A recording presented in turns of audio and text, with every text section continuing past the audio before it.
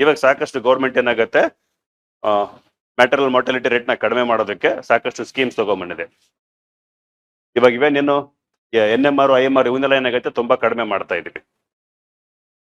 First ಹಾಸ್ಪಿಟಲ್ಗಳಂತೂ ಜಾಸ್ತಿ ಇದಾವೆ ತಾನೆ, ಪ್ರೈಮರಿ ಹೆಲ್ತ್ ಕೇರ್ ಸೆಂಟರ್ಸ್ ಜಾಸ್ತಿ ಇದಾವೆ.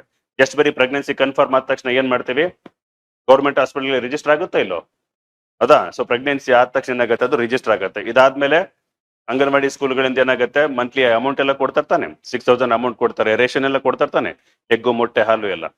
ಜೊತೆಗೆ ಅವ್ರು ಯಾರು ಬರ್ತಾರಲ್ಲ ಗೈಡೆನ್ಸ್ ಕೊಡೋದಕ್ಕೆ, ಆಶಾ ಕಾರ್ಯಕರ್ತರು. ಗೊತ್ತಾ ಆಶಾ ಅಂದ್ರೆ? ಆಶಾ ಕಾರ್ಯಕರ್ತರು ಬರೀ ಆಶಾ ಅಲ್ಲ. ಏನ್ ಆಶಾ ಅಂದ್ರೆ ಸುಮ್ನೆ ಲೇಡೀಸ್ ಹೆಸರು ಅಲ್ಲ ಅದು.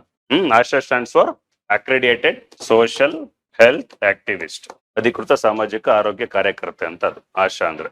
ಸೊ ಇವರು ರೂರಲ್ಗೆ ಹಾಕ್ತಾರೆ. ಓಕೆ, ಇವರು ರೂರಲ್ ಏರಿಯಾಸ್ ಅಲ್ಲಿ. ಅದೇ ವಿಲೇಜ್ ಅಲ್ಲಿ ಇದು ಅರ್ಬನ್ ಗಳಲ್ಲಿ ಯಾಕೆ ಕೆಲಸ ಮಾಡ್ತಾರೆ ಇದನ್ನ, ಇವರಕ್ಕ ಉಷಾ ಬರ್ತಾರೆ.